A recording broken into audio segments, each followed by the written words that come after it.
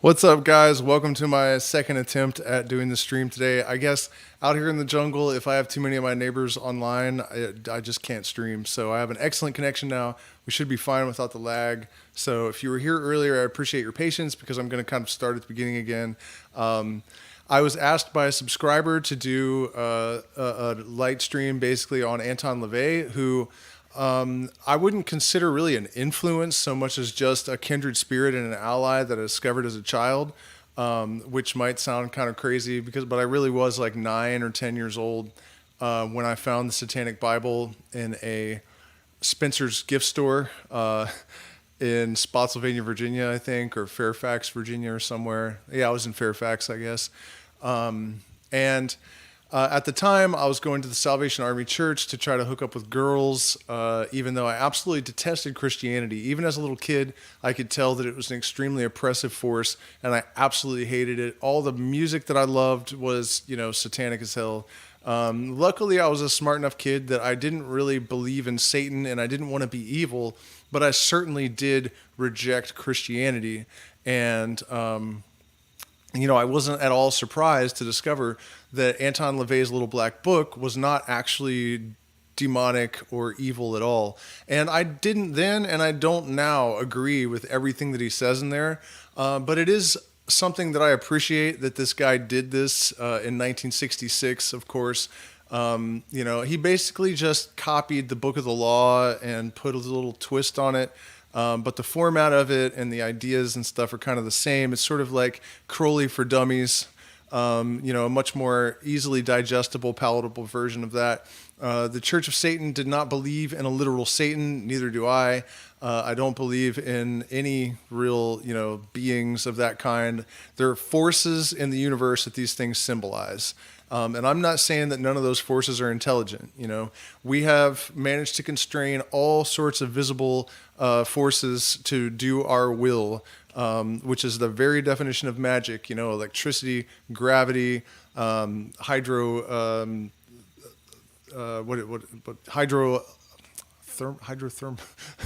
whatever, there's all kinds of forces that we have constrained to do stuff for us. I mean, even the Wi-Fi signal that I'm on right now, and who's to say that some of those forces are not intelligent to some extent, right? So first we're going to look at the Satanic Commandments, and then I'm going to go through a couple of the chapters of the book, the chapter on Lucifer, and also the chapter on the God you destroy and may be you, or something like that. And we're also going to compare the script of the Satanic Bible to the Book of the Law a little bit, because, I think it's important to take note of how much mimicry was happening there.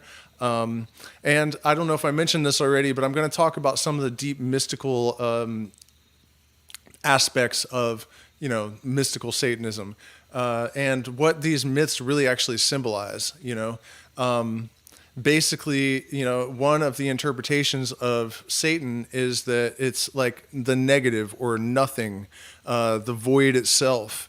And one of the great arguments I think that I've heard sort of theistic Satanists make about, that Satan is God is that if nothing came first and nothing is the antithesis to this positive creative charge, then that absolute nothingness is Satan, and Satan is therefore God, or the absolute creator, the nothingness at the center or heart of the universe. And there are other aspects to this, but I want to wait until we get into those chapters before I really start digging into that. So let's have a look at the 9 Satanic Commandments for the second time tonight. It really drives me nuts when the internet goes crazy on me, but there are just trade-offs when you live in the jungle. Okay, so Satan represents indulgence instead of abstinence. Everything in moderation, including moderation, right? I mean, but I definitely think that the idea of self-denial as like the only path to spiritual advancement is completely insane. Asceticism, my personal opinion is that the only reason for our existence is to be like sensory organs of the universe and to experience the universe from all possible, just, it's macrocosm, microcosm. Just as we are, on a mission of self-discovery and self-knowledge, and also, the relationship between ourselves and the environment at large. I believe that the universe is doing that as well, and that's why we're doing it, because it's a reflection. And so to enjoy all things of sense and rapture and not fear that any God will deny thee for this is just kind of common sense, And one of the things, I mentioned Crowley a lot since we're talking about Satanism tonight, I guess it's appropriate. But one of the things that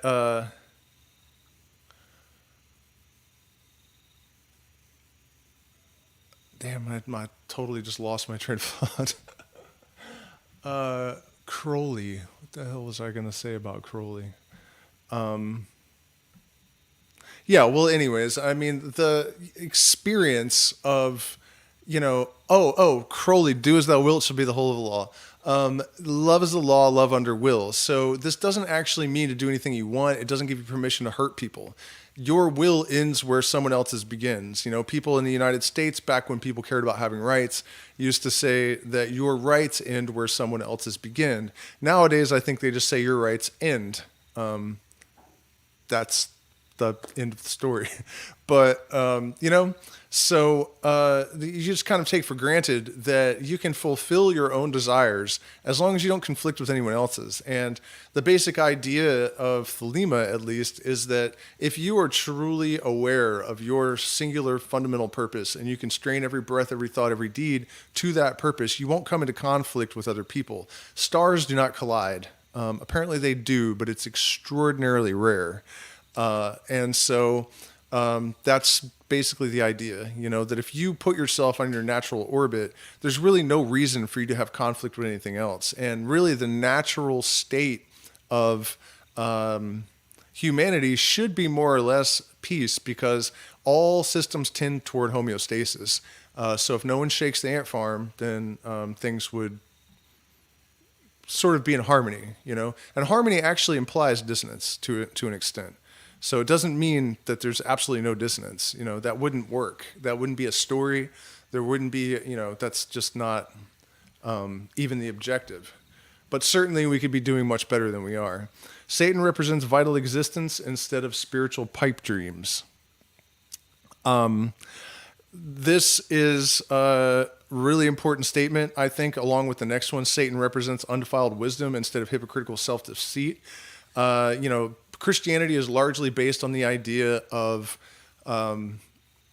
spiritual bypassing as a rule, right? You can put all your evils, you can do whatever you want, be the biggest douchebag in the world, and then just put all your sins on this imaginary zombie, and you're forgiven, and you don't have to do anything. Salvation is just a matter of faith, and it's actually one of the most toxic, evil ideas ever in the history of humanity. And if you actually measure the evils that have been done by Christianity by the number, more people have died in the name of Jesus Christ and in the wake of Christianity than all of the dictators in human history, plus all of the natural disasters combined.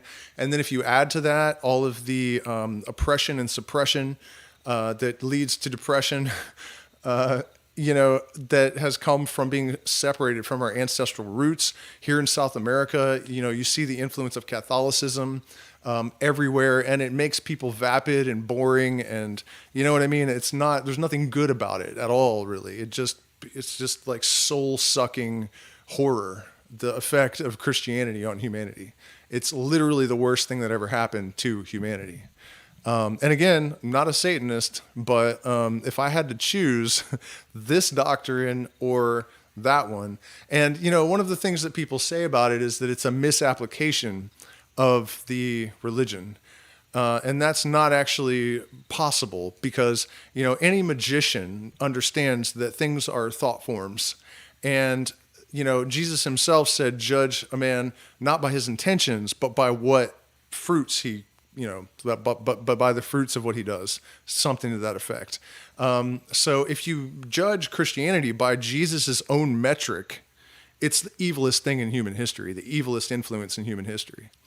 And the separation of people from their ancestral roots has caused, we're all adrift, lost at sea with our compass needles just spinning without that connection to our, original nature religions. And I would also point out that traditions should not be stagnant, right? And I think we have a sort of misapprehension of what it means to maintain customs and to respect tradition. Things like shamanism are meant to evolve. And so I wonder what these ancient, druidic and other customs that the Caucasians, for example, have completely lost, if they were allowed to naturally evolve, where they would be at today. It's an extremely interesting question that unfortunately we'll never have an answer to. And you can mostly thank Jesus for it. Even, the ayahuasca ceremonies that people consider to be traditional really aren't. They're the Catholic Mass with modifications. We have no idea what it was like before the missionaries all came down here and jumped down everyone's throats. And, it's just, I get angry even thinking about it because it's just so wretched that this has all happened. Satan represents vengeance instead of turning the other cheek. That I definitely disagree with because I don't really see the point in vengeance. Self-defense, yes. If you come fucking with me and my family, I'll turn you inside out and I won't even feel bad. You know what I mean? Not even a little bit. But if I can help you and you have done me no harm, I certainly will. And if you have wronged me and you're no longer a threat to me, I'll probably just leave you alone. And I think that's probably a little bit more mature and wise than vengeance. But of course, it depends on the circumstances to some extent. Satan represents responsibility of the responsible instead of concern for psychic vampires. Pretty self-explanatory. Satan represents man as just another animal, sometimes better, more often worse than those that work on all fours.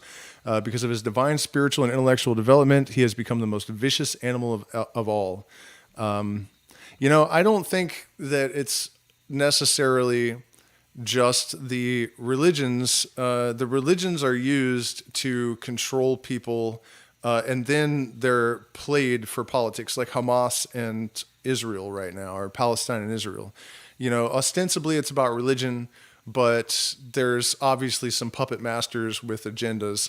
And I know that kind of conflicts with what I was saying about things as thought forms, but there's an exception to every rule.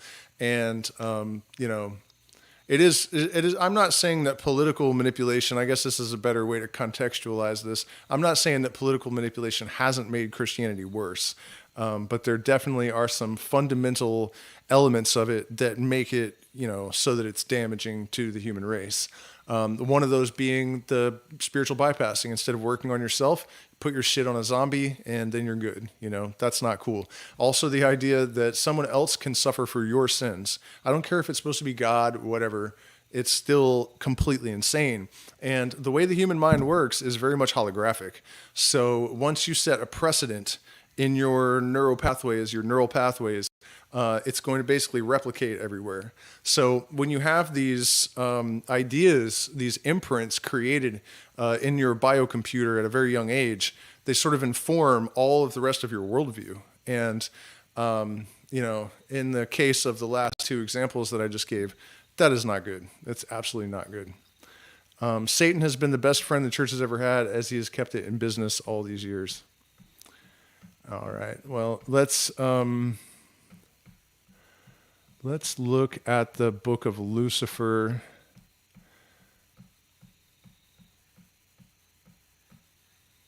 Here we go. Enlightenment. The Prince of Air. The Roman god Lucifer, which was actually phosphor, was the bearer of light, the spirit of the air, the personification of enlightenment. In Christian mythology, he became synonymous with evil, which was only to have been expected from a religion whose very existence is perpetuated by clouded definitions and bogus values. It is time to set the record straight. False moralisms and occult inaccuracies must be corrected. Entertaining as they might be, most stories and plays about devil worship must be recognized as the obsolete absurdities that they are. It has been said the truth will make men free. The truth alone has never set anyone free. It is only doubt which will bring mental emancipation. That, again, another pretty direct reference to Crowley. One of my favorite passages in any of Crowley's work is from the Book of Lies. He says, doubt, doubt all, doubt even doubt. I danced and drank all night with faith and found a corpse up in my arms upon awakening. I danced and drank all night and with doubt and found her a virgin in the morning. That is, and also doubt makes a excellent mistress, but a nagging wife. That is also a great Crowleyism. I also want to mention that these false moralisms he talks about with Christianity, that's actually maybe not fair, because I think that, the one bit of credit that I will give Jesus is that if probably the highest possible spiritual teaching is love thy neighbor as you love yourself. If everyone in the world was actually capable of doing that, almost all of the problems in the world would disappear instantly. It is probably the highest possible spiritual teaching. It doesn't say anything about him, his divine status, because it's pretty simple. You don't have to be God to figure out basic morality. So, I think he kind of overdoes it, the rebellion and the, attack on these values and stuff. I think we could probably tone that down a little bit. It has been said the truth will make men free. It is only doubt which will bring mental emancipation. Without the wonderful element of doubt, the doorway through which truth passes would be tightly shut, impervious to the most strenuous poundings of 1,000 lucifers. How understandable that Holy Scriptures should refer to the infernal monarch as the father of lies, a magnificent example of character inversion. If one is to believe this theological accusation that the devil represents falsehood, then it surely must be concurred that it was he, not God, that established all spiritual religions and who wrote all of the holy Bibles. When one doubt is followed by another, the bubble grown large from long accumulated fallacies threatens to burst. From those who already doubt supposed truths, the book is Revelation. Then Lucifer will have risen. Now is the time for doubt. The bubble of falsehood is bursting, and its sound is the roar of the world. Okay, so let's talk a little bit about Lucifer. First of all, in the Old Testament, there's absolutely no such thing as Lucifer. The word is Ben Hillel, that was changed to Lucifer, probably because the author of that book had a political opponent named Saint Lucifer. People talk about how it was maybe the name of the Babylonian king, but either way, that's not the original line. The original line translated actually was just Howl, son of morning. There's no morning star reference, none of that. So it's just totally just stuff that was just added later. There's no original reference at all whatsoever. How hast thou fallen from heaven, morning star, I think is the way that the line was translated. It's not what it says. Howl, son of morning is what it actually says in Hebrew. But let's talk about what's behind the myth of Lucifer so that we can put all this in perspective, because I think what actually happened there is even worse than people realize. The idea in the Kabbalah, basically, which is either based on the New Testament, the book of Genesis, or the other way around. It's not really clear which is older. I suspect that the Tree of Life and the Kabbalistic system goes all the way back to Babylonia or Syria. I have no evidence for that. I just feel that there's certain knowledge that adepts had that reflects that at least the schematic or the blueprint of it was there. But the idea basically is that there was this absolute nothingness that became aware, and that took the physical form of a light. Let there be light. And it was this moment of awareness that kindled a flame that was begetted by an electromagnetic wave that the Genesis calls the Logos. The Logos was the word that rushed forth. It was a vibrating, oscillating wave. And the reason that it gave order is that the symmetry was imposed upon the chaotic primordial stew. I know if you guys follow me closely, you've heard this probably 10 times or whatever, but it's super important because I think it's accurate.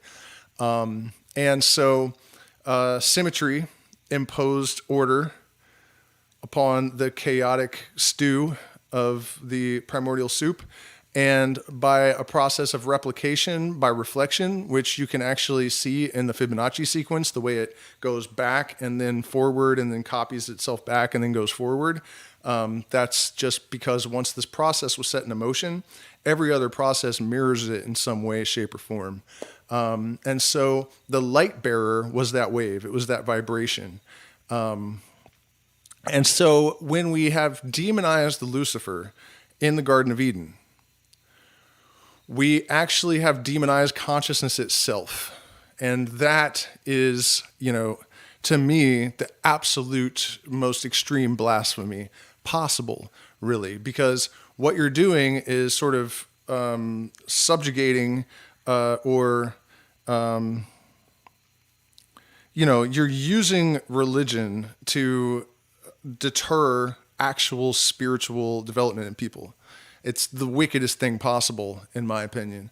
And speaking of, this idea that everything has been inverted, if you consider that Jehovah is telling the people in the Garden of Eden that they need to remain ignorant and don't eat of the tree of knowledge of good and evil, which was probably a reference to a mixture of acacia and Syrian rue, which would have been available in that area. There's evidence that it was passed down in the mysteries that 33rd degree Freemasons are buried with acacia leaves. Why would that be? And we know of the kykeon and other drinks in the mysteries that were definitely psychoactive. Plato and Socrates and Aristophanes and all these people wrote about them.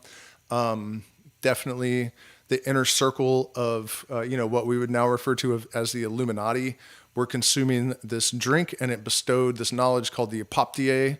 This is why I think it's the 9th degree of the OTO is called epopt of the Illuminati, because this is the inner circle of people that have this knowledge. Demonizing psychedelics and consciousness right out the bat, and then threatening them with death. If you eat of this plant and you gain this knowledge, verily thou shalt die. And the serpent shows up, and nowhere does it equate serpent with Lucifer, but let's just play devil's advocate and assume that this snake actually was Lucifer. Who actually lied? Jehovah lied, because they ate, and the snake told them, verily thou shalt not die, thou shalt know as Elohim knows. And by the way, Elohim is a masculine form of a feminine plurality. So it's like a group of men and women. It's not actually like one thing, which kind of implies an alien race or something. I mean, really, when you start to open all this stuff up and you learn what the actual Hebrew words mean and stuff, it gets really, really weird. So you have that, that the serpent told the truth, which is, really, really elucidates the pure lunacy. And the malleability and how prone to manipulation people are, that the preacher can stand in the pulpit and actually just tell them something other than what the book actually says, and everyone says, oh, that's the story. Pretty insane. But let's go a step further with this. Satan may come as an angel of light. Jesus shows up like 45 pages later. God has sent me and I am the light. Like, wait a minute. Weren't we just warned in the last chapter that Satan would come and say this? And then the first commandment says, thou shalt have no other gods. There's no caveat. It doesn't say until my son comes, right? And then the second commandment, you shall have no likenesses or graven images. So if Jesus was God, all those crosses and pictures of Jesus, all blasphemy. So you see where I'm getting with this. It seems as if this supposed savior was actually a false prophet that was tempting people into blasphemy. And it's like horrifically obvious. And then we're told, beware a wolf in sheep's clothing. Wait, you mean the lamb, that sheep? That's the wolf in sheep's clothing, right? The one that, like wiped out half the human race over the course of, sucked all the fun out of the world for fucking 500 years or whatever it was. And still is afflicting us, following us around like a unwanted groupie at an after party. It's gnarly stuff. And then there are only two people in the Bible that are referred to as Lucifer or morning star. The first one is Lucifer. in the book of Ezekiel. The second time, it's Jesus talking about himself, and he actually does it twice. Somebody pointed out to me, and I did check. It is true. I can't remember the second one, but in Revelation, when he returns at the right hand of God, he is the morning star. He's referring to himself as the morning star. So, like, what is that? And then, let he whom hath knowledge count the number of a man, and if it is 666, that's the Antichrist or whoever it's written. That is obviously a reference to gematria, and Jesus Christ, Messiah, and serpent multiplied by 9. And 9 is the number of truth in gematria, because any number, any multiple of 9 adds back to 9. The truth is always the truth, right? So if you multiply something by 9, then it's always the truth, if that makes sense. They all are 666. Jesus Christ, Messiah, and serpent. And I'm sure I'm missing some other clues here, but basically what I'm getting at is that, to me, it appears that the Bible is actually the story, like, plain. If you read the book as if you don't know what it's supposed to be, seems to me to be the story of a false prophet coming and deceiving everyone into believing that he is, God incarnate, and breaking the first commandment and following him straight to hell. I mean, it's ridiculous how obvious it is. So there's that as well. And the God you save may be yourself. All right, so let's have a look at... let me check in with the chat and see if there are comments.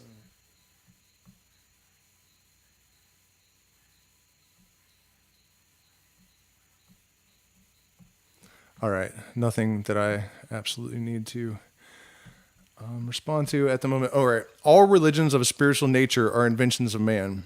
He has created an entire system of gods with nothing more than his carnal brain. Just because he has an ego, he cannot accept it.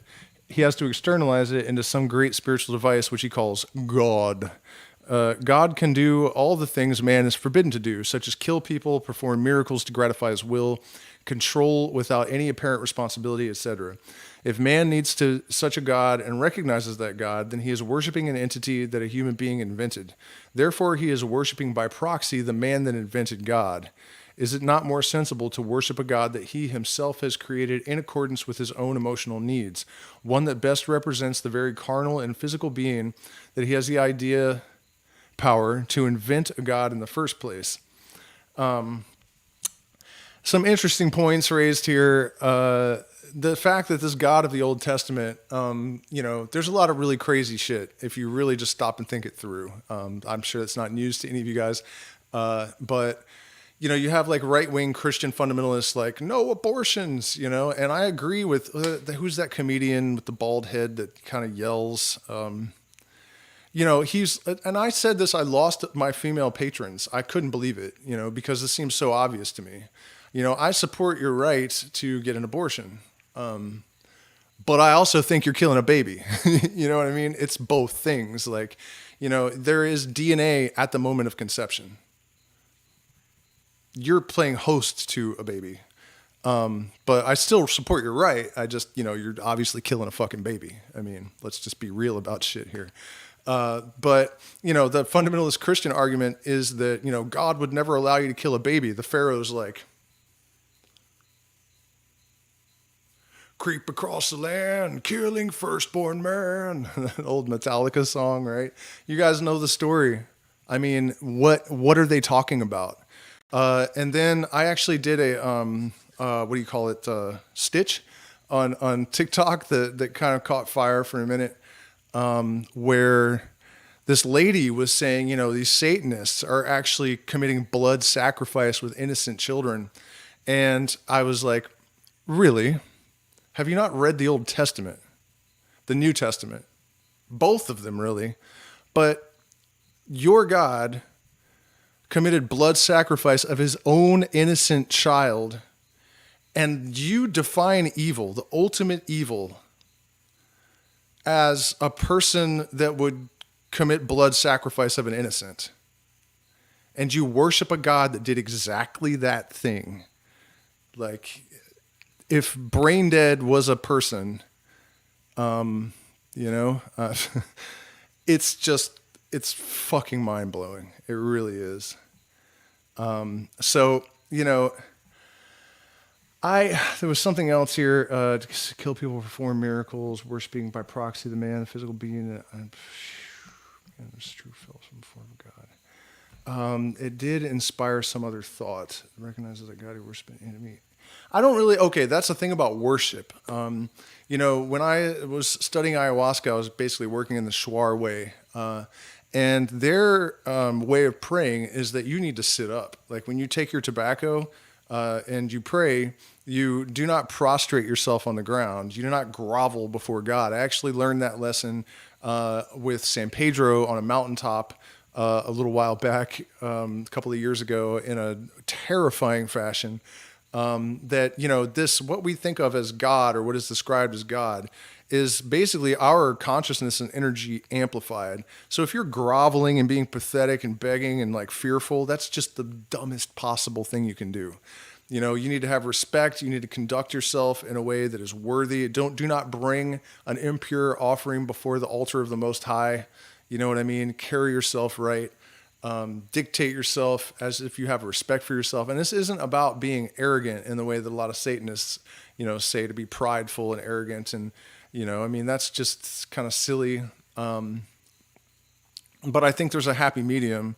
And all of these slave religions of the past that have you, you know, groveling and prostrating yourself on the ground before God and living in fear and all this shit, that's, you know, there's no reason for that. And the way that I think about it is that there's one consciousness, or one soul divided that union may come, divided for the sake of union to have experience. And if you are a piece of a whole, you know, none of these hairs on my arm are higher than any of the others. You know, that's what we are, just parts of this whole, and none are higher than any other. There's no hierarchy. Your will is sovereign, and it's equal to the will of the Most High God, in the sense that the only God is just a unified field of consciousness, and you're just a part of it. There's no hierarchy. And I think that the idea of worship at all is very much detrimental, and it is something that needs to die with the old aeon. So if man insists on externalizing his true self in the form of God, then why fear his true self in fearing God? Why praise his true self in praising God? Why remain externalized from God in order to engage in ritual and religious ceremony in his name? This is another one of the most insane blasphemies of the Judeo-Christian religion and other similar religions, that God is separate from the creation. I remember declaring that I was God on the playground in like third grade or something, and people running away thinking I'm going to get hit by lightning, you know, and I would do it all the time. I would go into groups of Christian kids out playing at recess, and I would start yelling, you know, profanities at God and provoking him. And, you know, cause they would all panic and run away, cause they were all Christian and believed I was going to get hit by lightning. Of course I did get hit by lightning a couple of years ago. But I hadn't blasphemed God. I was just sitting there minding my own business. It was insane. I didn't get hurt, but that was crazy. Okay, but so separating God from the creation, you know, Christians, you know, when you say we are all God, like that's a blasphemy to them. And if you needed any more evidence to prove to you that this religion was engineered to make you feel small and weak and, you know, lesser and disempower, you know, that is the most powerful. I don't know how anyone can support or embrace that idea. You know, it is so obvious to me that the universe is this consciousness that exploded and is now integrated into the form and function of its creation, you know, and to separate that divinity, you know, part of the motivation for that is that you can have very anti-environmentalist sentiment. You know, business is driving a lot of these attitudes. And so, you know, if nothing is sacred, then you can destroy the earth all you want. You can throw your trash wherever. You know, you don't have to care about people. I mean, you guys know what I mean. It's just to just remove the divinity from creation. it's pure evil, you know. And I think I'm making a very good case here for, you know, the least evil of these religions so far seems to be Levian Satanism. Isn't that nuts? This whole world is just so inside out and backwards. Man needs ritual and dogma, but no law states that an externalized God is necessary in order to engage in ritual and ceremony performed in God's name. Could it be that when he closes the gap between himself and his God, he sees the demon of pride creeping forth, that very embodiment of Lucifer appearing in his midst? He no longer can view himself in two parts, the carnal and the spiritual, but sees them merge as one, and then to his abysmal horror discovers that they are only the carnal and always were. Then he either hates himself to death day by day or rejoices that he is what he is. If he hates himself, he searches out new and more complex spiritual paths of enlightenment and hopes that he may split himself up again in his quest for stronger and more externalized gods to scourge his poor, miserable shell. If he accepts himself but recognizes that ritual and ceremony are the important devices that his invented religions have utilized to sustain his faith in a lie, then it is the important devices that his invented religions have utilized, then it is the same form of ritual that will sustain his faith in the truth, the primitive pageantry that will give his awareness of his own majestic being added substance. When all religious faith in lies has waned, it is because man has become closer to himself and farther from God, closer to the devil.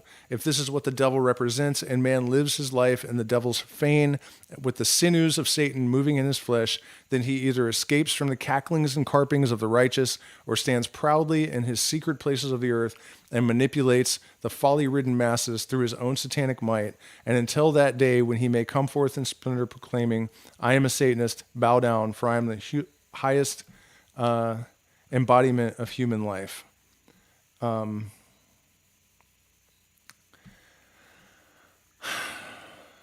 Yeah, I guess we'll keep going with this, but I did have a comment to this. Okay, so back to the mystical Satanism, right? So earlier I was talking about how the mysticism behind the myth of Lucifer is basically that there was this nothingness that became aware of itself, and the word actually in Hebrew is a cheye, which is I am that I am, or I am. So it realized it was there, and this created the spark of light, and then the word rushed forth, which was the electromagnetic wave, which gives rise to the light. And so all matter is light in a standing wave, and it basically crystallized eventually. So the story of Lucifer falling from heaven out of pride, the actual rebellion was just the fact that in perfection, this God, according to this creation mythos, is absolute nothingness. So it's perfect, but the only perfection is to not have a line or a stain, or, because all that is metaphor.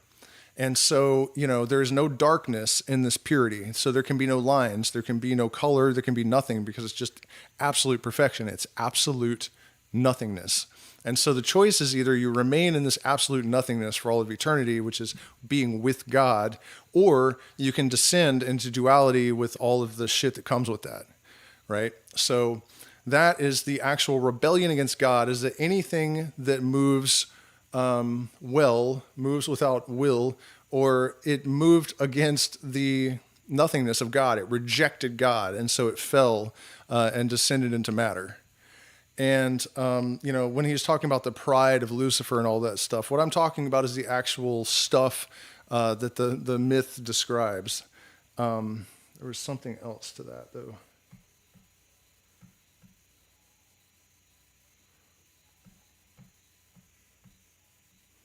Oh no, that's all it was. That I just wanted to explain, that Luciferian pride isn't really pride. It's just a story that describes a physical process. That's what all of these myths really are.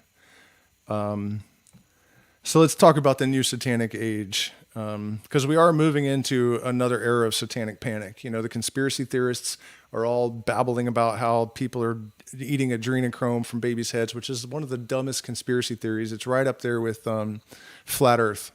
Because for one thing, adrenochrome is extremely cheap to synthesize, and you can buy it legally from China by the pint for like $20. So it's really stupid to and also there's a drop, like a few micrograms per adrenal gland, and from a baby, there would be such a minuscule amount that it would be, almost nothing. And so in order to get a single dose, you would need like a dump truck full of babies. And if you did take it, it's not a high. It's more like a stress hormone. So you would panic, you would sweat. You may have hallucinations, but they would be more like true hallucinations where you would just be delusional and losing it, and you'd be panicking and freaking out. And people say you take it to stay young. You would actually age rapidly if you were using it regularly. So it's really, really stupid. That's just one example of the ridiculousness of that whole idea that, Hillary Clinton is a Satanist. Do you think any self-respecting Satanist would allow themselves to be that frumpy? I mean, it's just not, it's all just silly as hell. The 7 deadly sins of the Christian church are greed, pride, envy, and sloth, anger, gluttony, and lust. Satanism advocates indulging in each of these sins as they all lead to physical, mental, or emotional gratification. A Satanist knows there's nothing wrong with being greedy, as it only means that he wants more than he already has. Envy means to look with favor upon the possessions of others and to be desirous of obtaining similar things for oneself. Envy and greed are the motivating forces of ambition, and without ambition, very little of any importance would be accomplished. Now, of course, I take huge issue with this. It's not really true what he's saying, and obviously greed and envy are like one of the biggest problems in the entire world. So I think that's kind of just boneheaded and kind of stupid. It's not entirely untrue, but it's just not, I'm not really with it. Gluttony is simply eating more than you need to keep yourself alive. When you have overeaten to the point of obesity, another sin, pride, will motivate you to regain an appearance that will renew your self-respect. Anyone who buys an article of clothing for a purpose other than covering his body and protecting it from the elements is guilty of pride. Satanists often encounter scoffers who maintain that labels are not necessary. It must be pointed out that these destroyers of labels that one or many articles they themselves are wearing are not necessary to keep them warm. There is not a person on this earth who is completely devoid of ornamentation. The Satanist points out that any ornamentation of the scoffer's body shows that he too is guilty of pride. I mean, come on, man. The Pope sitting in a golden chair with a giant hat on, and a robe and all. I mean, come on. They're ridiculous with this shit. Regardless of how verbose the cynic may be in his intellectual description of how free he is still wearing the elements of pride. Being reluctant to get up in the morning is to be guilty of sloth, and if you lie in bed long enough, you may find yourself committing yet another sin, lust. To have the faintest stirring of sexual desire is to be guilty of lust. In order to ensure the propagation of humanity, nature made lust the second most powerful instinct, the first being self-preservation. Realizing this, the Christian church made fornication the original sin, and this way they made sure no one would escape sin. Your very state of being is as a result of sin, the original sin. The strongest instinct in every living thing is self-preservation, which brings us to the last of the 7 deadly sins, anger. It is not our instinct for self-preservation that is aroused when someone harms us, but we become angry enough to protect ourselves from further attack. A Satanist practices the motto, if a man smite thee on one cheek, smash him on the other. Let no wrong go undressed. Be as a lion in the path, be dangerous even in defeat. Since man's natural instincts lead him to sin, all men are sinners, and all sinners go to hell. If everyone goes to hell, then you will meet all your friends there. Heaven must be populated with some rather strange creatures if all they lived for was to go to a place where they can strum harps for eternity. Times have changed. Religious leaders no longer preach that all our natural actions are sinful. We no longer think sex is dirty, or that taking pride in ourselves is shameful, or that wanting something someone else has is vicious. Of course not. Times have changed. If you want proof of this, just look at how liberal churches have become. They're practicing all the things that you preach. Satanists hear this and similar statements all the time and agree wholeheartedly. But if the world has changed so much, why continue to grasp at the threads of dying faith? If many religions are denying their own scriptures because they are out of date and are preaching the philosophies of Satanism, why not call it by its rightful name, Satanism? Certainly it would be far less hypocritical. In recent years, there's been an attempt to humanize the spiritual concept of Christianity. This has manifested itself in the most obvious non-spiritual means. Masses which have been said in Latin are now said in native languages, which only succeeds to make the nonsense easier to understand and at the same time robs the ceremony of the esoteric nature which is consistent with the tenets of the dogma. It is much simpler to obtain an emotional reaction using words and phrases that cannot be understood than it is with statements which even the simplest mind will question when hearing them in an understandable language. If priests and ministers were to have used the devices to fill their churches 100 years ago that they use today, they would have been charged with heresy, called devils, oftentimes persecuted, but certainly excommunicated without hesitation. The religionist wail, "We must keep up with the times," forgetting that due to limiting factors and deeply ingrained laws of the white light religions, there can never be sufficient change to meet the needs of man. Past religions have always represented the spiritual nature of man, with little or no concern for his carnal or mundane needs. They have considered this life but transitory, and the flesh merely a shell, physical pleasure trivial, and pain a worthwhile preparation for the kingdom of God. How well the utter hypocrisy comes forth when the righteous make a change in their religion to keep up with man's natural change. The only way that Christianity can ever completely serve the needs of man is to become as Satanism is now.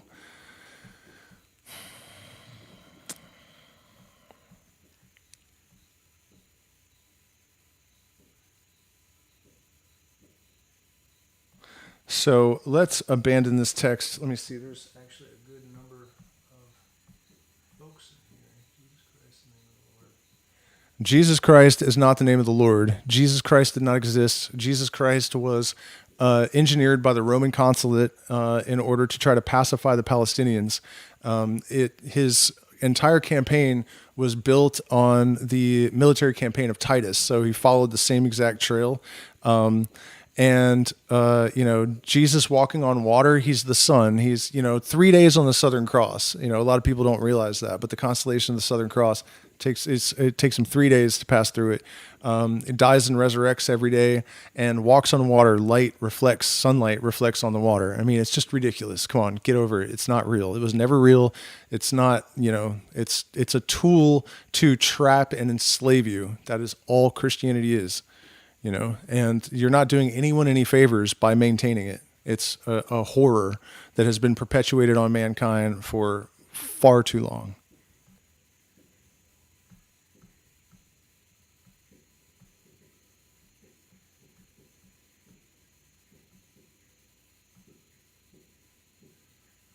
Okay, so there is something else that I would like to have a look at, because he was talking about, Lavey was talking about, how we're moving into an age of Satanism. I don't think I talked as much about Satan as nothingness as I don't know if I mentioned this, but I just want to make sure I get it in there. If not, there is this idea that Satan is actually nothing, that there are like two opposing currents in the universe. And one of them actually isn't a current because the negative is passive. That's why I often say that evil isn't actually an active thing. It does stuff. But our label evil, that's not a force in the universe. There is a positive charge that is order and symmetry and creative impulses and whatnot. And then there's the passive and the what we refer to as negative. And it's really just the chaos and the exception to order that allows for evil to exist. So it's actually just the void. It's nothingness. And the argument that theistic Satanists make that I think is actually pretty good is that, if the light came from nothingness, then if Satan is nothingness, then Satan is God, because it preceded the light. And also, if you zoom into any object with an electron microscope, you'll find nothingness everywhere. So it's kind of an interesting take on, what came first, the darkness. That's basically the logic of the theistic Satanists. So Aleister Crowley received this book, the Book of the Law, dictated in Cairo between noon and 1 p.m. on 3 successive days, April 8th, 9th, and 10th in the year 1904. The author called himself Iwas and claimed to be the minister of Harpur Krat. that is a messenger from the forces ruling the earth at this present moment, as will be explained later on. It proved that it was in fact a being of a kind superior to any of the human race, and so entitled to speak with authority by showing knowledge and power such as no man has ever been known to possess. And in fact, this book is the only writing that has been studied by professional skeptics and given an interesting but not conclusive type rating, rather than being completely dismissed like Edgar Cayce and Nostradamus and all of those others. And I'll show you why in a moment. He showed his knowledge, he did, in fact, chiefly by the use of cipher or cryptogram in certain passages to set forth recondite facts, including some events which had yet to take place, such that no human being could possibly be aware of them. Thus, the proof of his claim exists in the manuscript itself. It is independent of any human witness. By the way, you guys, do me a favor, hit the like button, share, subscribe, support us on Patreon. We are demonetized, so I get nothing. Nothing. The most metal gift of all, nothing. And so it's really helpful if you guys Zelle, PayPal, cryptocurrency, whatever, there's addresses in the chat. And you can also join my Patreon, where we study Masonic degrees and whatnot in tremendous depth. In fact, I think it took 3 months to get through degree 28 of the Scottish Rite. And so basically he's saying that, in order to establish, because it says in the Book of the Law, your success will be your proof. So whereas these traditional religions have consistently just failed, and none of them have failed to promise too much, but when they're asked to show the securities, they got nothing. And so in the case of Aleister Crowley's system, your success will be your proof. And that has happened, and again, I'll show you guys that in a minute. But basically what he's saying is that this being had to show knowledge that no human being could possibly be aware of, and thus the proof of his claim exists in the manuscript itself. It is independent of any human witness. The study of these passages necessarily demands supreme human scholarship to interpret. It needs years of intense application, even though it warns in the front of the book that those who study this book shall be scorned as centers of pestilence. And those who discuss the contents of this book shall be scorned as centers of pestilence. But enough has been discovered to justify his claim. The most skeptical intelligence is compelled to admit its truth. The matter is best studied under the Master Therion, whose years of arduous research have led him to enlightenment. On the other hand, the language of this book is admirably simple, clear, and vigorous. No one can read it without being stricken to the core of his being. The more than human power of Aiwass is shown by the influence of his master and of the book upon actual events and history fully supports the claim made by him. These facts are appreciable by everyone, but are being understood with the help of Master Therion. The full detailed account of the events leading up to the dictation of this book with facsimile reproduction of the manuscript, blah, blah, blah, blah, blah. Okay. So, damn it.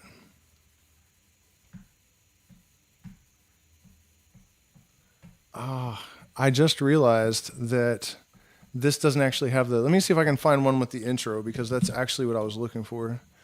It'd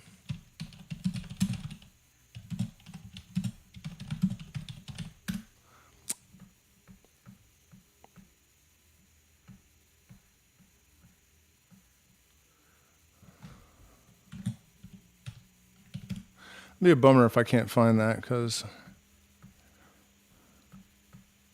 I could swear it had it, that version.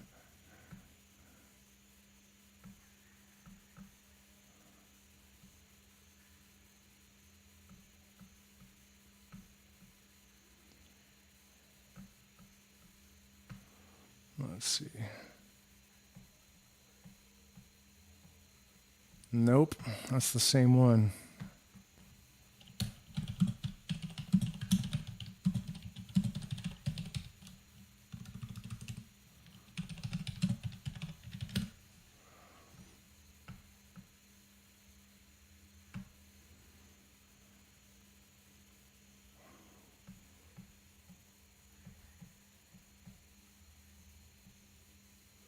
No. Oh well.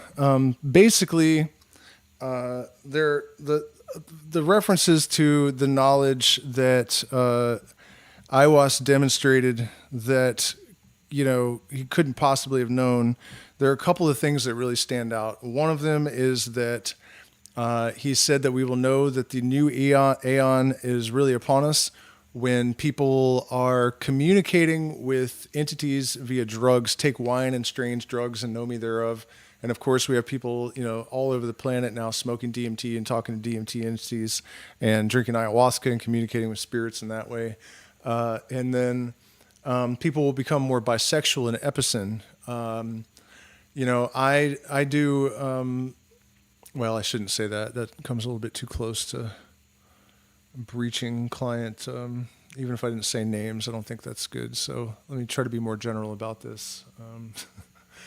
I've noticed that a lot of people in their 20s, bisexuality is not even weird. There's nothing weird about it. It's completely and totally accepted. And, even with guys, and also the idea of, what is it called? Non-binary people. It also says that people will become more epicene. And epicene means that people are not having a distinct gender. So, that's all pretty weird. And then the most probably compelling part of it, well, there are two things. The reference to population control.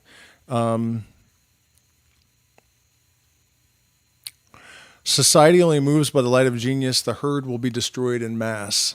That is a line from the Book of the Law. And, the new aeon will commence when the world is soaked in blood in the Great War. And the Great War is capitalized. So it's a proper name. And World War I broke out, I think, 4 years after or 10 years after the Book of the Law was written, 10 years. So, it was clearly a direct reference to World War I, which came to be referred to after the fact as the Great War. And that's, I think, the one that really gets the skeptics, like, how the hell is that a thing? Also, I would say that, that it does seem about right, like the technology really kind of took off at that point. It does seem to be a year that, could mark a very significant shift in the evolution of mankind.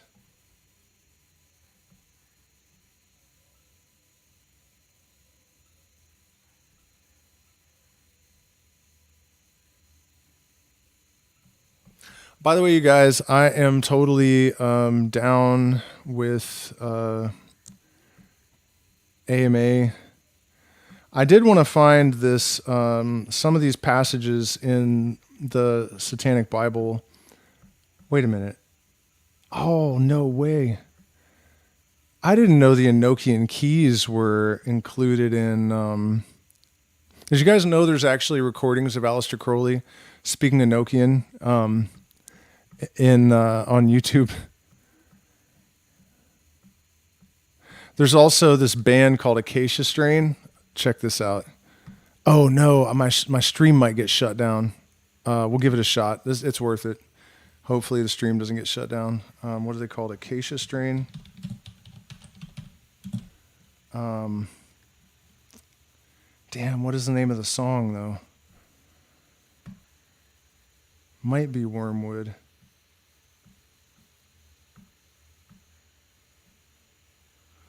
Hold on, let's see.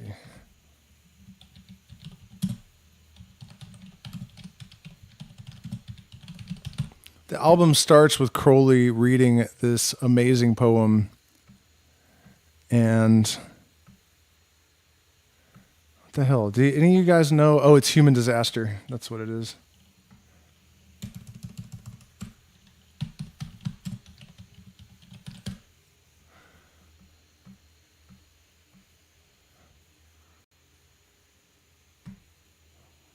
I don't have my headphones on. I hope it's not like deafeningly loud.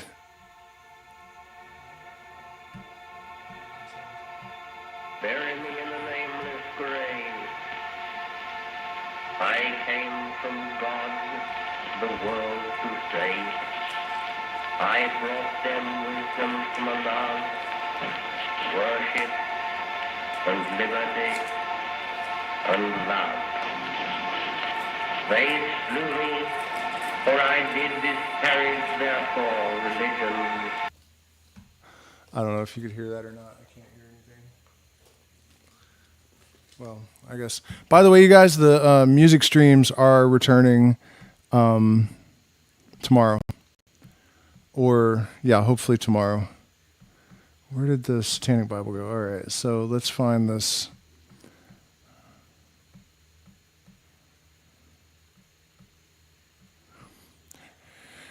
Oh, well, let's read the book of Satan, shall we? In this arid wilderness of steel and stone, I raise up my voice that you may hear. To the east and the west I beckon. To the north and to the south I show a sign proclaiming death to the weakling, wealth to the strong. Open your eyes that you may see, O men of mildewed minds, and listen to me, ye bewildered millions.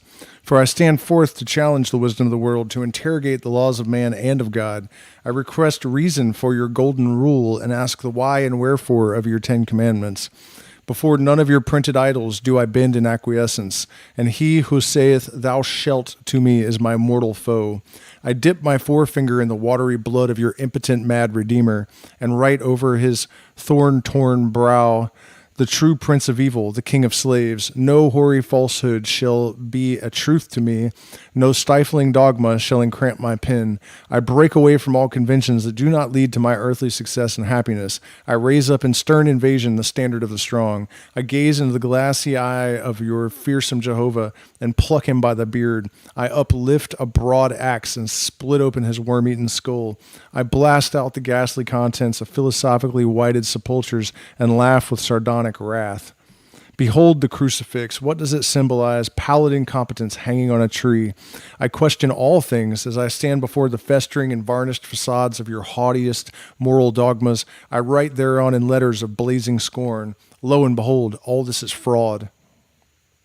Gather around me, O ye death-defiant, and the earth itself shall be thine, to have and to hold. Too long the dead hand has been permitted to sterilize living thought. Too long right and wrong, good and evil have been inverted by false prophets. No creed must be accepted upon authority of a divine nature. Religions must be put to the question. No moral dogma must be taken for granted. No standard of measurement deified. There is nothing inherently sacred about moral codes. Like the wooden idols of long ago, they are the work of human hands, and what man has made, man can destroy. He that is slow to believe anything and everything is of great understanding, for belief in one false principle is the beginning of all unwisdom. The chief duty of every new age is to upraise new men to determine its liberties, to lead it towards material success, to rend the rusty padlocks and chains of dead custom that always prevent healthy expansion. Theories and ideas that may have meant life and hope and freedom for our ancestors may now mean destruction, slavery, and dishonor to us. As environments change, no human ideal standeth sure. Whenever, therefore, a lie has built onto itself a throne, let it be assailed without pity and without regret, for under the domination of an inconvenient falsehood, no one can prosper. Let established sophisms be dethroned, rooted out, burnt, and destroyed, for they are a standing menace to all true nobility of thought and action. Whatever alleged truth is proven by results to be but an empty fiction, let it be unceremoniously flung into the outer darkness among the dead gods, dead empires, dead philosophies, and other useless lumber and wreckage. The most dangerous of all enthroned lies is the holy, the sanctified, the privileged lie, the lie everyone believes to be a model truth. It is the fruitful mother of all other popular errors and delusions. It is a hydra-headed tree of unreason with 1,000 roots. It is a social cancer. The lie that is known to be a lie is half eradicated, but the lie that even intelligent persons accept as fact, the lie that has been inculcated in a little child at its mother's knee, is more dangerous to contend against than a creeping pestilence. And this, I'm always pointing this out forever, elucidating and pontificating upon this fact, but with good reason, that it's so true, that last line about how when you inculcate a child with this stuff and you create an imprint in their human biocomputer, that informs all of their other perceptions. So like the idea that someone else should suffer for your sins, or that salvation comes just from blind faith in a dead zombie, rather than through self-improvement and consciousness expansion and resisting the tendency to intellectual laziness and overcoming vapidity and enriching the character and all of these things. We create these, not only that, but just the fact that in order to believe in these religions, you have to use selective perception and carry around cognitive dissonance. And once you are sort of conditioned to do that in the religious realm, that's like the most fundamental thing, people's spirituality. Everything else emanates from that. That's why when we reverse engineer the process of being indoctrinated, it comes off in the opposite order: politics first. People, when they wake up, it's usually the political that is affected first, their perception of their political indoctrination. And then after that comes the psychological, emotional, and then spiritual, right? So the indoctrination happens the other way. It starts with the spiritual because that's the deepest, most fundamental, important aspect of ourselves. And then once you can inculcate, the brain and with these patterns, these format it for a certain type of processing, then, that same ability to maintain cognitive dissonance and deploy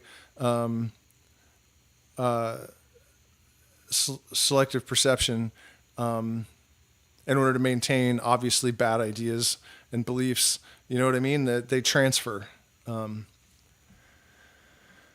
So it is indeed a creeping pestilence that infiltrates all of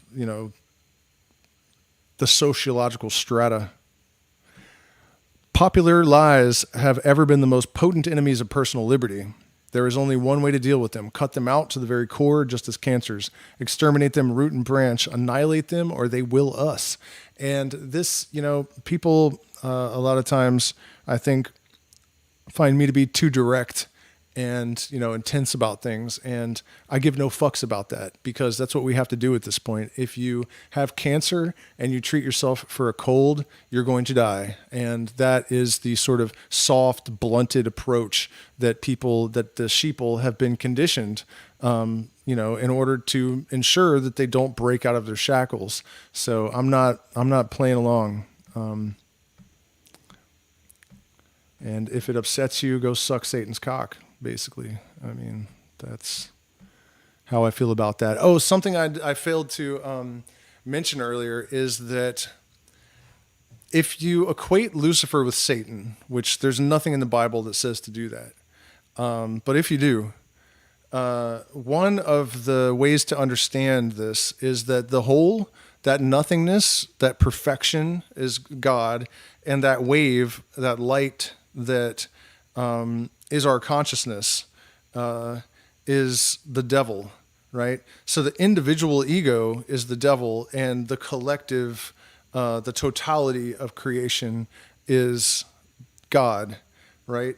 So the idea of worshiping the individual and giving sovereignty to the individual, when I was talking about the mysticism of Satanism and Luciferianism, I totally forgot to mention that, that's part of the symbolism. And in my point of view, and one of the reasons that I don't fit into any of these doctrines, or none of these doctrines fit into me, is that I don't really see a distinction. I think that, the mistake is separating the divinity from the creation and from the individual humans. But I don't see that we have to deny one or the other and choose a thing and worship it. I think that's mental illness.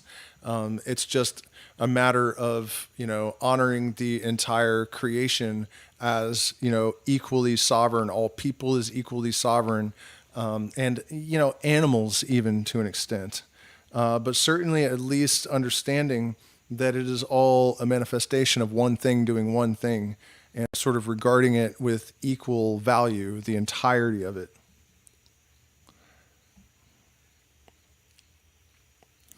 Love one another, it has been said, is the supreme law, but what power made it so? Upon what rational authority does the gospel of love rest? Why should I not hate mine enemies? If I love them, does that not place me at their mercy? I'm not really going along with either. I think that the one credit I will give to Jesus is that love your neighbor as you love yourself is the highest possible spiritual teaching and highest possible spiritual knowledge. It doesn't prove that he's God because, my son could tell you that. We haven't taught him anything about morality. We didn't have to, but people come into the world like that, I think, unless they're influenced otherwise. So, preaching a little bit of like common sense morality doesn't make you God. So I'm not saying anything about that. I'm just saying that, I do feel that that is the way to go. The problem is that everyone has to kind of get on the same page at the same time or it's not going to work.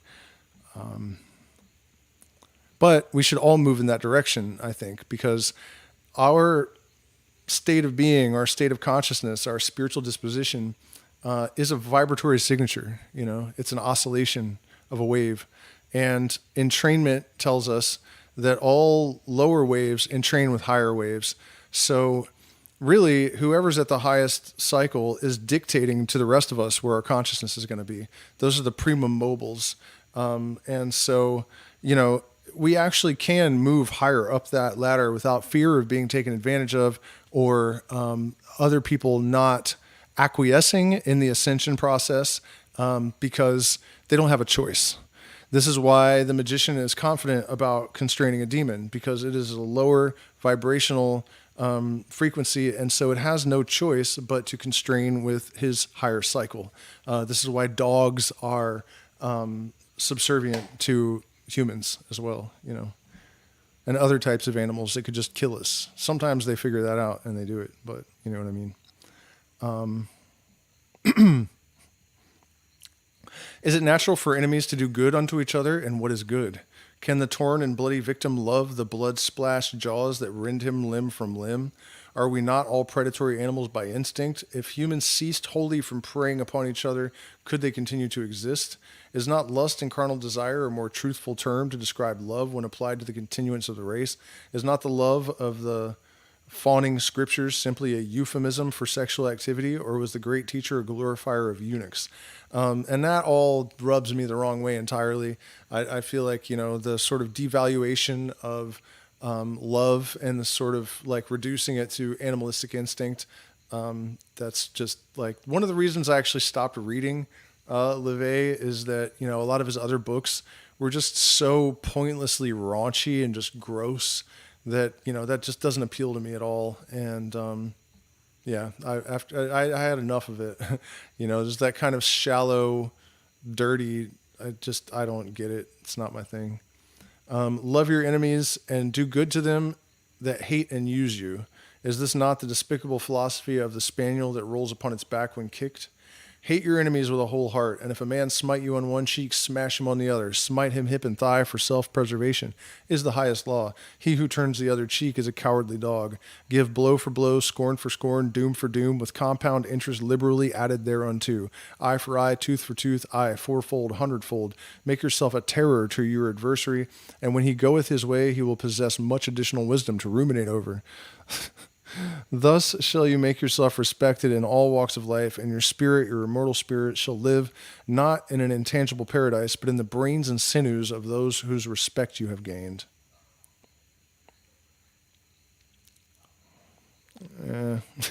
Life is the great indulgence, death the great abstinence. Therefore, make the most of life here and now. That is absolutely good advice. Enjoy all things of sense and rapture, and fear not that any God shall deny thee for this. That is our job here. We are here to experience everything. I think the entire point of the universe is that it creates all of these potential experiences and then fulfills the potential.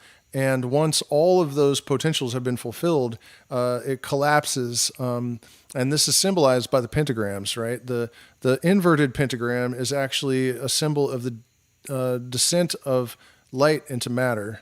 And to me, light is the fifth element. So it's the top of the pentagram, and then when you put it down here, it's symbolizing that it's,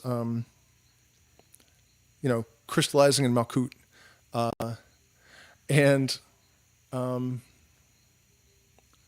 Crystallizing in matter.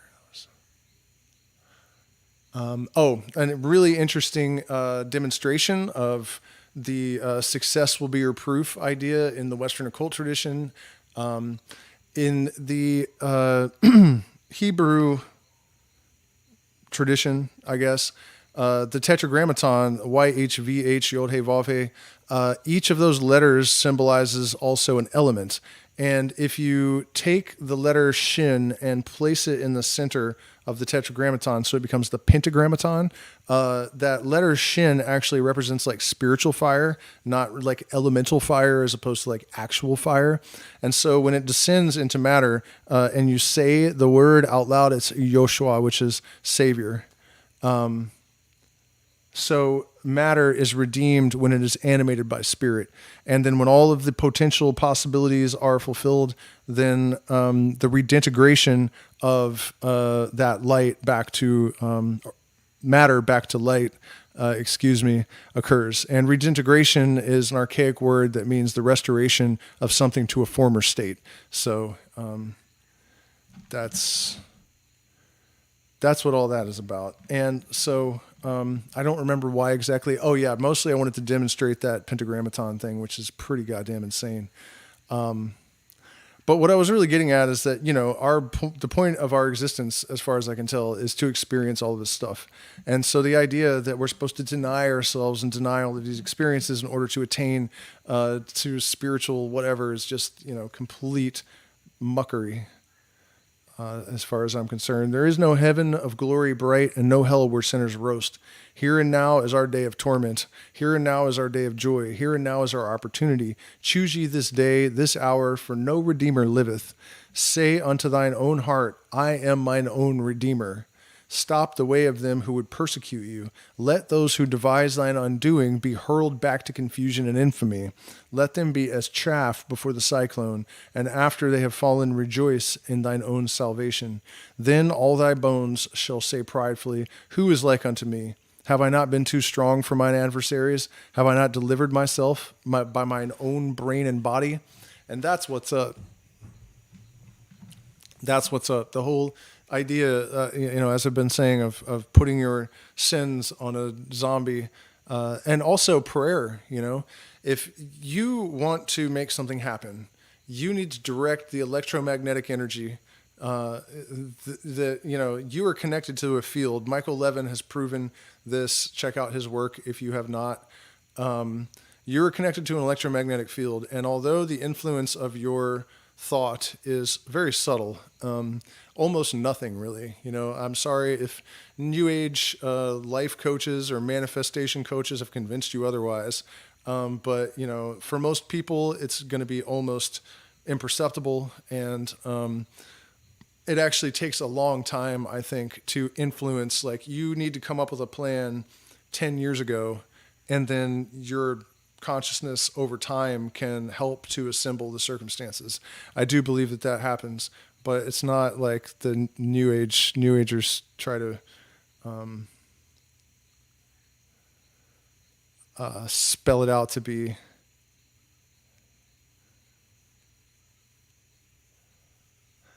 But if you want to waste that potential, send your will off to some imaginary idea, some thought form that doesn't exist, and beg it to make something happen for you. Nothing's going to happen. That is one of the main ways that they have killed the power of humanity, by convincing them to pray to something that doesn't exist. You want to direct your will directly at the thing. And you want to also do all of the stuff that, you know, facilitates its manifestation. Aleister Crowley wrote in Magic and Theory and Practice that if he which wishes to perform the magical act of publishing a book, he will constrain spirits known as publishers. He will use a magical weapon, the pen in his hand, to write incantations in the language that is understood by the spirits he wishes to communicate with, which in his case was English. And then he will constrain publishers to, you know what I mean? Like, it's like that. Which isn't to say that your consciousness doesn't play some role. But yeah, that's the thing. Direct your will at the object of your desire, not at some imaginary phantom. Something might actually happen. Blessed are the strong, for they shall possess the earth. Cursed are the weak, for they shall inherit the yoke. All right, now we're really getting into Book of the Law territory. He's basically just rewriting the Book of the Law here. I'll show you guys that in a minute. I mean, I'm sure most of you have read it. Let's see, is there anyone even? Yeah, there's a good audience.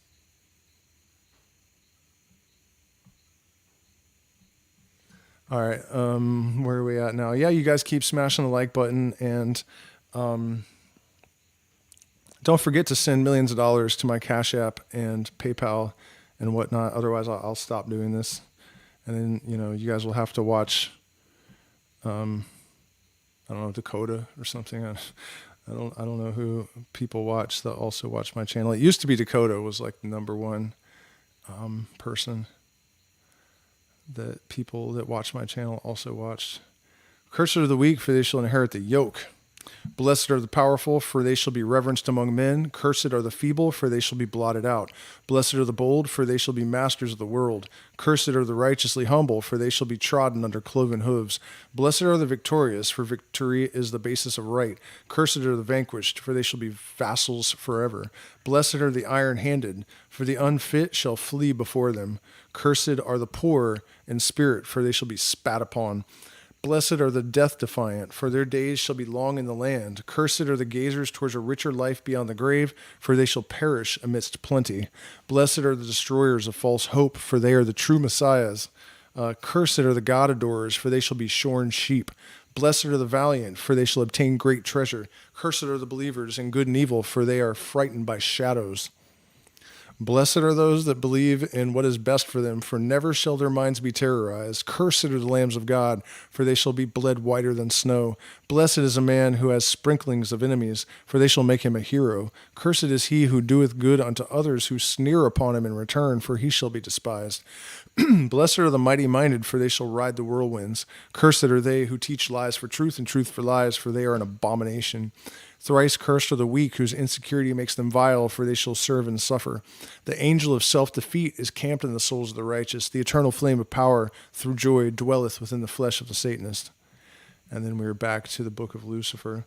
I don't think it's a very long book, It's actually not. How to Sell Your Soul. Should we read this too? Sure, yeah, let's. Satan has certainly been the best friend the church has ever had, as he has kept it in business all these years. The false doctrine of hell and the devil has allowed the Protestant and Catholic churches to flourish far too long. Without a devil to point their fingers at, religionists of the right-hand path would have nothing with which to threaten their followers. Satan leads you to temptation. Satan is the prince of evil. Satan is vicious, cruel, and brutal, they warn. If you give in to the temptation of the devil, you will surely suffer eternal damnation and riggedy roast in hell. The semantic meaning of Satan is the adversary, or opposition, or the accuser. The very word devil comes from the Indian Devi, which means God. Satan represents opposition to all religions which serve to frustrate and condemn man for his natural instincts. He has been given an evil role simply because he represents the carnal, earthly, and mundane aspects of life.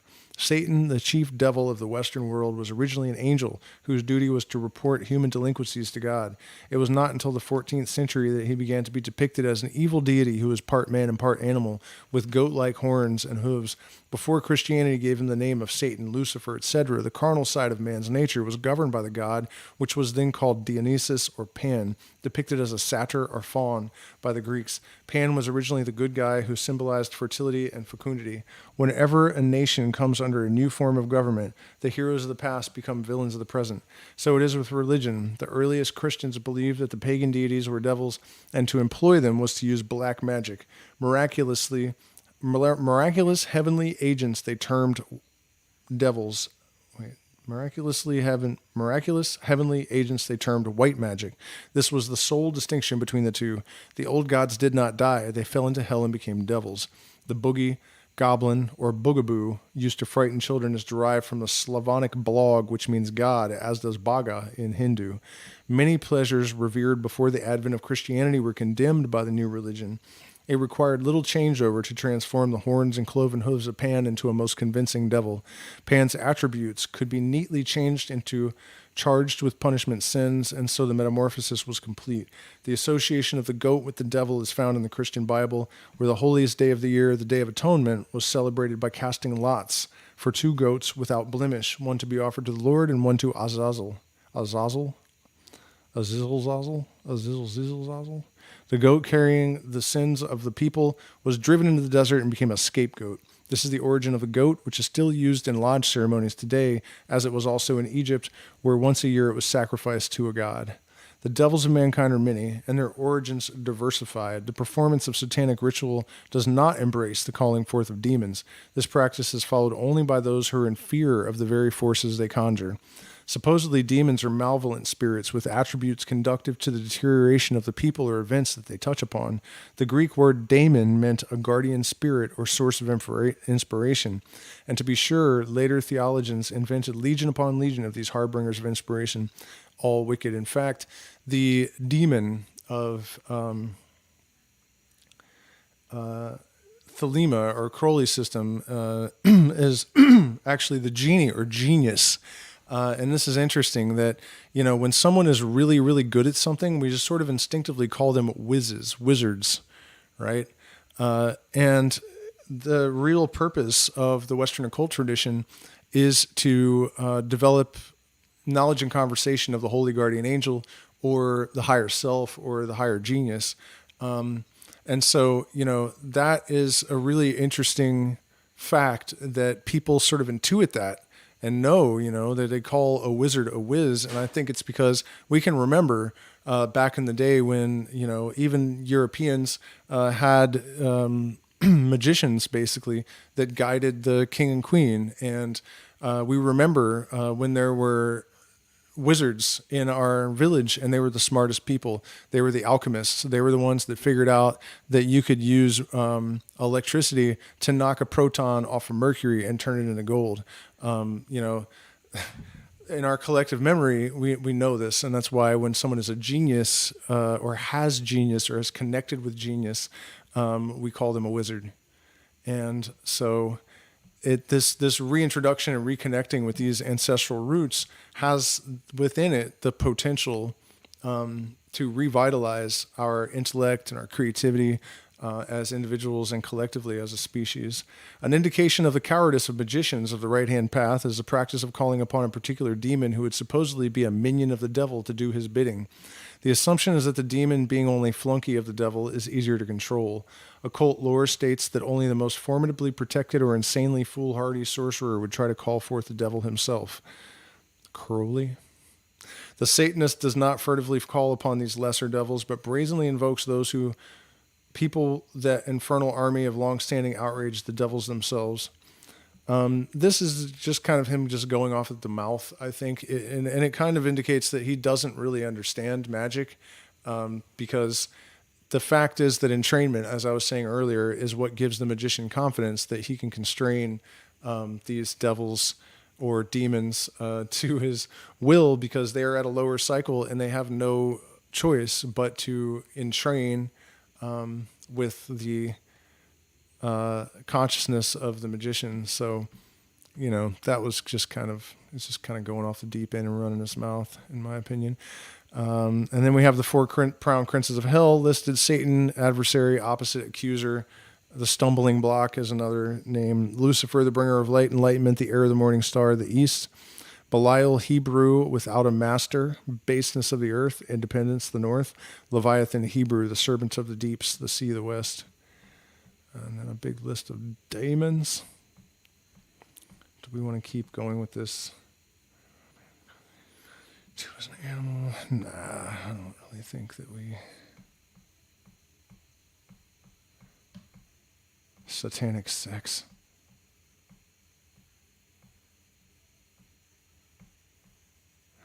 Yeah, all right, let's see what we got going on here. 20 people.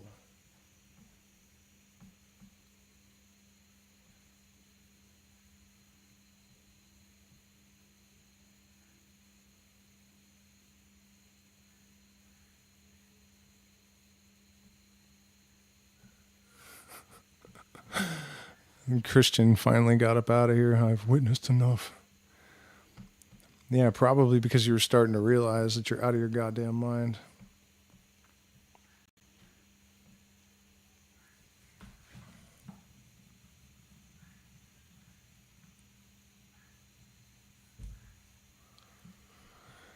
Let's see here. It's too bad that I couldn't find the introduction to the Book of the Law. Hey, wait a minute. Actually, it is here. Yeah, it is here. Damn it! I just didn't look far enough ahead. Stupid. All right, let's check this out. So, to me, Aleister Crowley was a far more sophisticated version of LaVey, far more evolved and enlightened. And some of that stuff in the Satanic Bible is fire for sure, but there's just too much of it that I'm kind of just like, man, you're just kind of, he's just overdoing it, just taking it too far. And some of it was just for theatrics, and I get that. But this book explains the universe. The elements are nuit, which is space that is the total of possibilities of every kind, and hadit, any point which has experience of these possibilities. And man, reading this stuff for the first time just blew my mind so hard, because this is how I've been thinking since I was a little child. This idea that that space is generating all these possibilities for consciousness to experience things from different points of view. And then I find this, and it's like, wait, what? This already exists as a thing? This idea is for the literary convenience symbolized by the Egyptian goddess Nuit, a woman bending over like the arch of the night sky. Hadit is symbolized as a winged globe at the heart of Nuit. Every event is a uniting of some one monad with one of the experiences possible to it. Every man and woman is a star that is an aggregate of such experiences, constantly changing with each fresh event, which affects him or her either consciously or subconsciously. Each one of us has thus a universe of his own, but it is the same universe for each one as soon as it includes all possible experience. This implies the extension of consciousness to include all other consciousness. In our present stage, the object that you see is never the same as the one that I see. We infer that it is the same because your experience tallies with mine on so many points that the actual differences of our observation are negligible. For instance, if a friend is walking between us, you see only his left side, I see his right. But we agree that it is the same man, although we may differ not only as to what we may see of his body, but as what we know to his qualities. The conviction of identity grows stronger as we see him more often and get to know him better. Yet all the time, neither of us can know anything of him at all beyond the total impression made on our respective minds. The above is an extremely crude attempt to explain a system which reconciles all existing schools of philosophy. This book lays down a simple code of conduct. Do what thou wilt shall be the whole of the law. Love is the law, love under will. There is no law beyond do what thou wilt.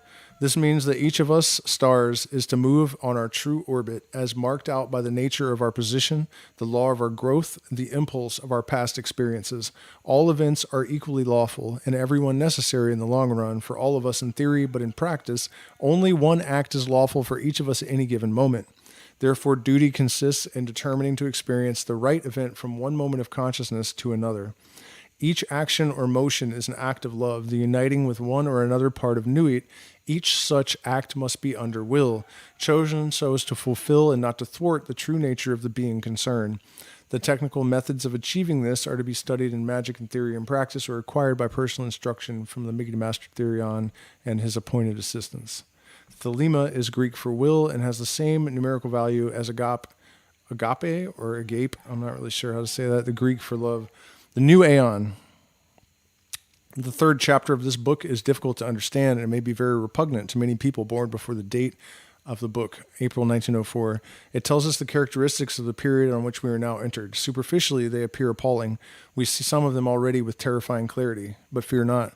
It explains that certain vast stars or aggregates of experience may be described as gods. One of these is in charge of the destinies of the planet for 2,000 years. In the history of the world, as far as we know accurately, there are three such gods. Isis, the mother, when the universe was conceived, a simple nourishment drawn directly from her. This period is marked by matriarchal government. Next, beginning 500 BC, Osiris, flying cockroach, just landed on my hand. Osiris the Father, when the universe was imagined as catastrophic love, death, resurrection as the method by which experience was built up. This corresponds to patriarchal systems.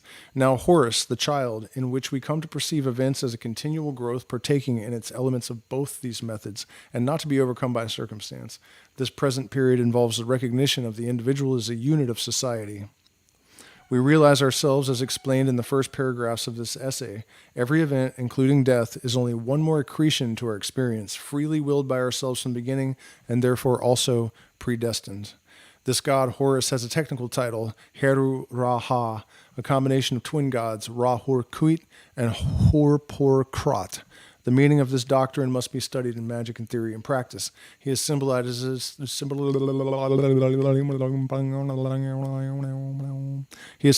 as a hawk-headed god enthroned. He rules the present period of 2,000 years, beginning in 1904. Everywhere, his government is taking root. This is where it starts to get fucking weird. Observe for yourself the decay of the sense of sin, the growth of innocence and irresponsibility, the strange modifications of the reproductive instinct with a tendency to become bisexual or epicene. Epicene being a word that means of indeterminate sexual gender. The childlike confidence in progress combined with nightmare fear of catastrophe against which we are yet half unwilling to take precautions. What the fuck? 1904. Consider the outcrop of boing. Consider the outcrop of dictatorships only possible when moral growth is in its earliest stages, and the prevalence of infantile cults like communism, fascism, pacifism, health crazes, occultism in nearly all its forms, religions sentimentalized to the point of practical extinction. Consider the popularity of the cinema, the wireless, the football pools and guessing competitions, all devices for soothing fractious infants, no seed of purpose in them. Consider sport, the babyish enthusiasms and rages which it excites, whole nations disturbed by disputes between boys. We are children. How this new aeon of Horus will develop, how the child will grow up, these are for us to determine, growing up ourselves in the way of the law of thelema under the enlightened guidance of the Master Therion. The moment of change from one period to another is technically called the equinox of the god, the next step. This is where we're at right now, and that's what he said. It'd be about 100 years. Democracy daughters, ferocious fascism, cackling communism, equally frauds, cavort crazily all over the globe. One more time. Democracy daughters, ferocious fascism, cackling communism, equally frauds, cavort crazily all over the globe. They are hemming us in. They are abortive births of the child, the new aeon of Horus. Liberty stirs once more in the womb of time. Evolution makes its changes by anti-socialistic ways. The abnormal man who foresees the trend of the times and adapts circumstances intelligently is laughed at, persecuted, and often destroyed by the herd. But he and his heirs, when the crisis comes, are survivors. Above us today hangs a danger never yet paralleled in history. We suppress the individual in more and more ways. We think in terms of the herd. War no longer kills soldiers, it kills all indiscriminately. Every new measure of the most democratic and autocratic governments is communistic in essence. It is always restriction. We are treated as imbecile children. DORA, the Shops Act, motoring laws, Sunday suffocation, censorship. They don't trust us to cross the road at our own will. Fascism is like communism and dishonest into the bargain. The dictators suppress all art, literature, theater, music, news that does not meet their requirements, yet the world only moves by the light of genius and the herd will be destroyed in mass. The establishment of the law of thelema is the only way to preserve individual liberty and to assure the future of the race. In the words of the famous paradox of the Comte de Phoenix, the absolute rule of the state shall be a function of the absolute liberty of the individual will. All men and women are invited to cooperate with the Master Therion in this, the great work. And that is like the most gnarly shit I've ever heard in my entire life. I mean... Like, in the context of everything that's happening now, and the fact that he basically gave dates and shit, I mean, it's... and the absolute rule of the state shall be a function of the absolute liberty of each individual will. And that's the thing, he's not wrong. It's absolutely not wrong. That the reason that we are able to be ruled is that we have a crisis of purpose. If your compass is spinning and you don't set it on something, someone will set it for you. And the crisis of purpose is the reason the oceans test positive for Xanax. It is the reason why men are committing suicide at record rates. I think I'm not supposed to say that word, or the algorithm will bury my shit. Pretty sure it's going to do that anyways. By the way, you guys, support my channel. Do it now. Cash App, PayPal, Zelle, Patreon. Go to my website, buy yourself some combo or a shirt or something, Chacruna. I've got Chacruna and other stuff on there. All of it bought from local indigenous people too. So, but yeah, the absolute rule of the state shall be a function of the absolute liberty of each individual will. People don't understand that when you're talking about the Illuminati, the real Illuminati and their agenda of making one world government, that the idea of government would be completely re-engineered before that would happen, according to the original plan. And so no one has any real authority on anyone else. And the idea is that if actual gnosis is ubiquitous throughout the population, if we have an illuminated society, then, people like me don't really need to be governed, because we're not going to rob you. We're not going to hurt you. We're going to help you if it makes sense to, you know what I mean? Illuminated people basically can be trusted to conduct themselves in a manner that is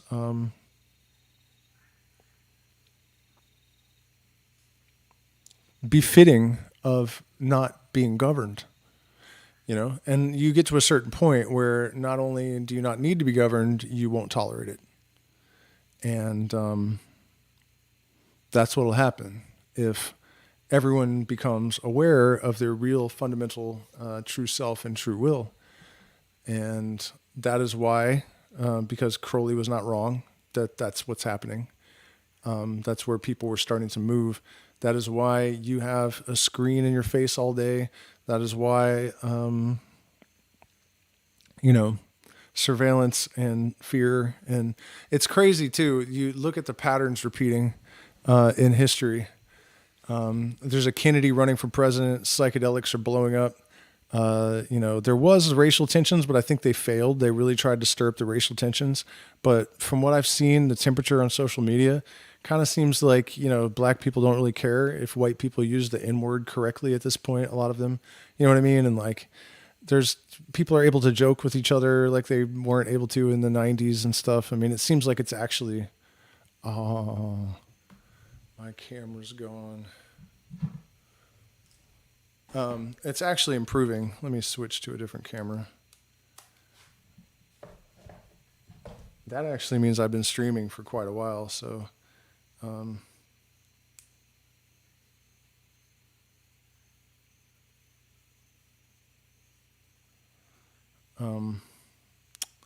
shit, how do I do this even?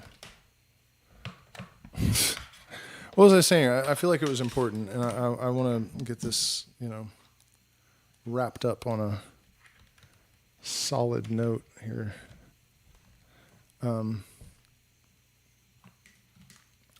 Racial tensions are getting better, I think, and but the point is just that we have all of these circumstances that are repeating. I guess the threat of war, psychedelics blowing up, Kennedy running for president.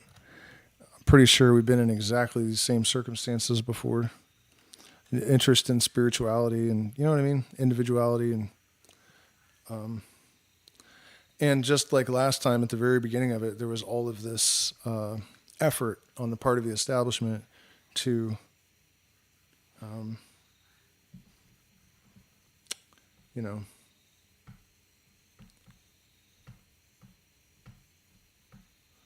try to derail movement. But it's kind of like when you have water. Let's see, what's going on here? There we go. When you have water, wow, it doesn't make me as pretty as the other camera did. Oh no, I don't want to do that. Here.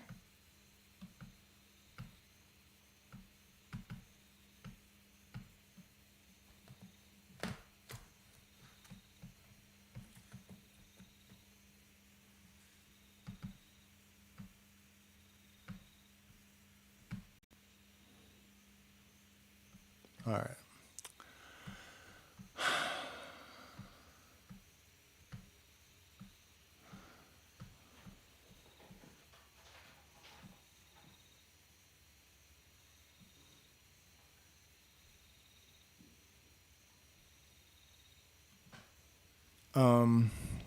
Where was I at with this? Yeah, I don't know. Figure out your fucking will, dude, or else, you know.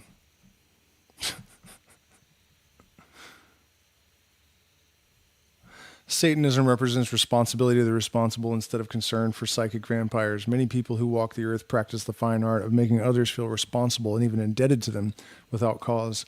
Satanism observes these leeches in their true light. Psychic vampires are individuals who drain others of their vital energy. This type of person can be found in all avenues of society. They fill no useful purpose in our lives and are neither love objects nor friends. Yet we feel responsible to the psychic vampire without knowing why. If you think you may be the victim of such a person, there are a few simple rules which will help you form a decision. Is there a person you often call or visit even though you really don't want to because you feel guilty if you don't? What is this? Is the Satanist warning us about narcissists and telling us to banish them? Oh my gosh. Indulgence, not compulsion. I'm just kind of scanning through on the choice of human sacrifice. Give me a fucking break, man.